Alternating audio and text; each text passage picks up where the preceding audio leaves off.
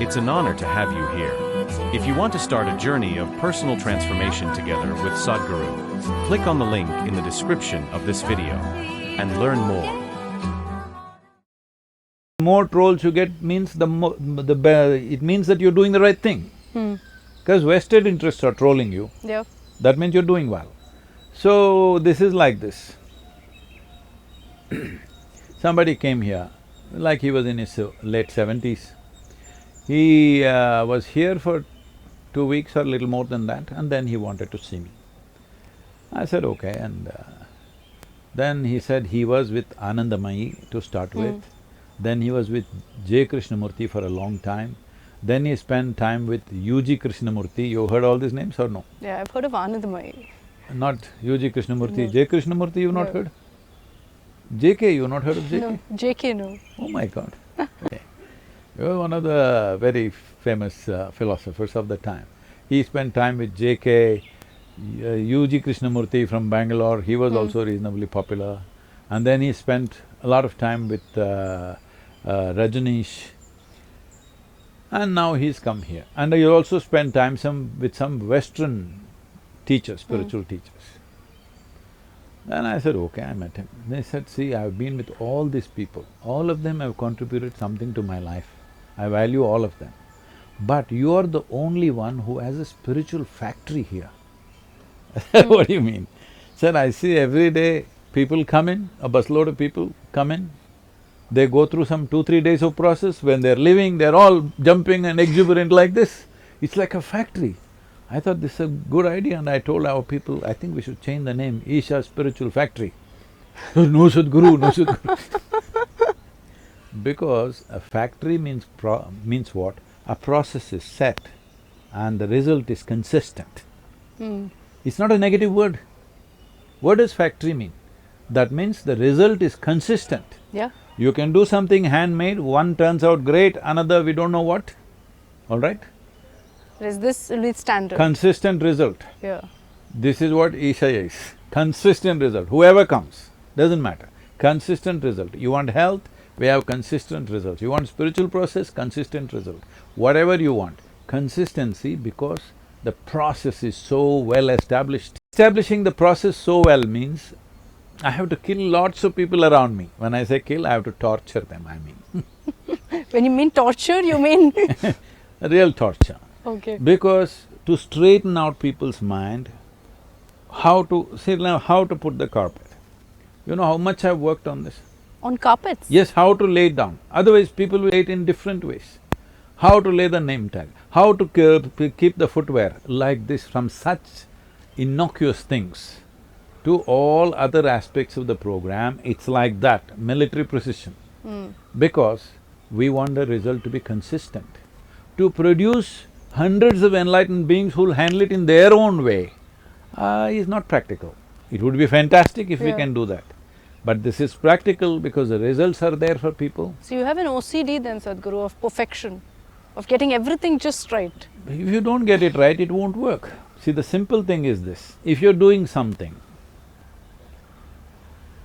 whether you're doing it right or not, is visible only in the result, isn't it?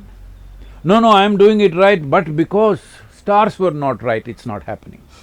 Yesterday somebody is trying to explain to me, that guy won't like it, I'm speaking on the interview like this. He's saying, why is the paint like this? Why is it shining like this? This was supposed to be matte. This is Sadhguru, no, the sun is coming up. Oh, sun is coming in the wrong direction, I will change it tomorrow for you. So people have… see, you don't know when you closely observe people, how much nonsense people have in their head. He thinks something wrong with the way the sun is coming up, that's why the paint is shining, all right? So like this people have, my life is not working because my husband is like this, my wife is like this, my teacher was like that, my father abused me when I was 4 years of age. No end. But you're saying that has no impact. No. Everyone talks of trauma, of past incidents all affecting their life even now. This is because you don't want to see you're a bloody fool who can't make it work. If you have lots of experiences, pleasant, unpleasant, horrific experiences you had in your life, you should be wiser than me, isn't it? No, you make a fool of yourself and you say, I had very profound experiences. You're saying use the experiences, right? See, experiences are just impressions and memories within you, isn't it? How you make use of it is always left to you. Will you use it for your well-being or will you use it to trouble yourself? If you're using your own memory bank and your intelligence to torture yourself, are you smart or are you stupid? Make up your mind on this. Doesn't matter what is yesterday's experience. How are you crafting your today? This is in your hands. Yeah. This is what being human means. See, out of this many spiritual teachings have come up. Don't think about yesterday, don't think about tomorrow, be in the moment. Now, yeah. I am asking you, please be somewhere else and show me for a moment. Can you be somewhere else? No. No. You can think about yesterday, you Yeah. can think about tomorrow, you can think about 10 years ago, you can think about 10 years later.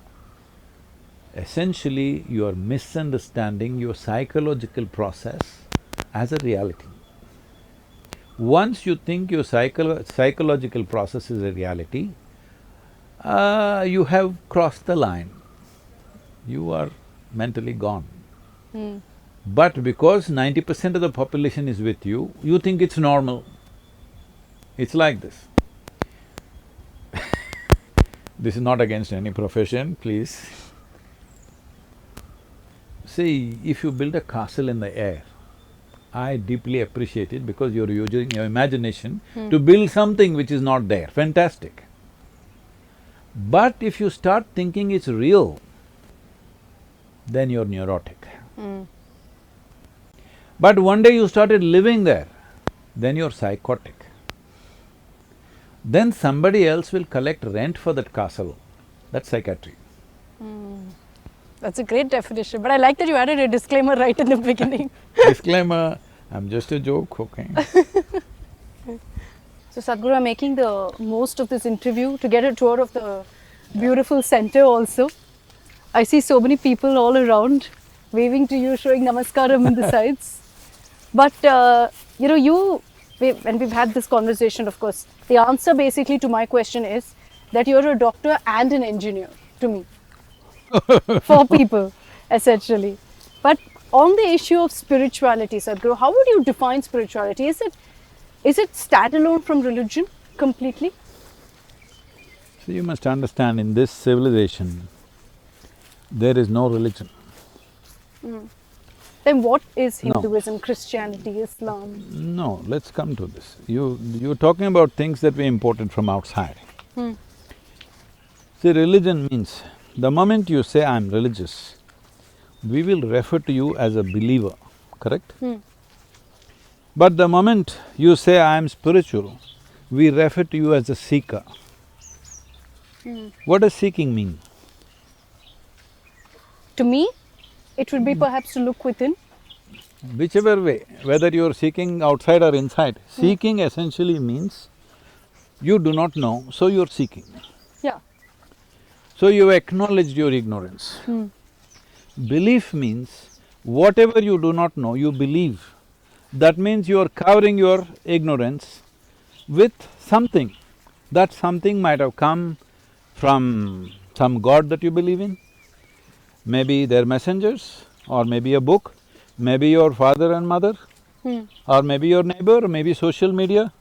We don't know where you got the stuff from. But you're trying to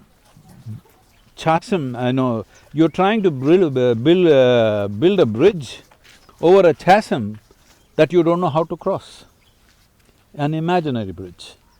Because for you to believe something, you can't believe something all by yourself. If you believe, you need to have another 100 people who believe the same thing, otherwise you'll feel like a fool, isn't it? Yeah. Yes or no? Yeah. You need people. This is why believers are always in a flock. Seekers are always alone.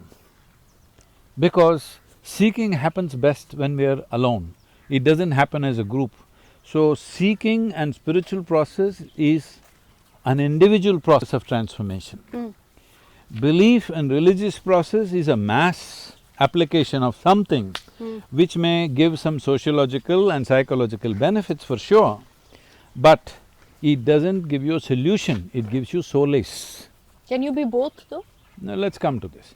First of all, you make up your mind, you want solace or you want a solution to this life? Solution. If you want a Because solution, it brings you to that essentially, doesn't it? see, solace means, I will tell you, Akshita, everything is fine, don't worry, you will be fine, I'm with you. And you feel great. But you went there and the tiger came, suddenly you forgot what I said. Yes or no? Yeah. So solace is like this, it helps you to sleep well, but when you're awake it doesn't work.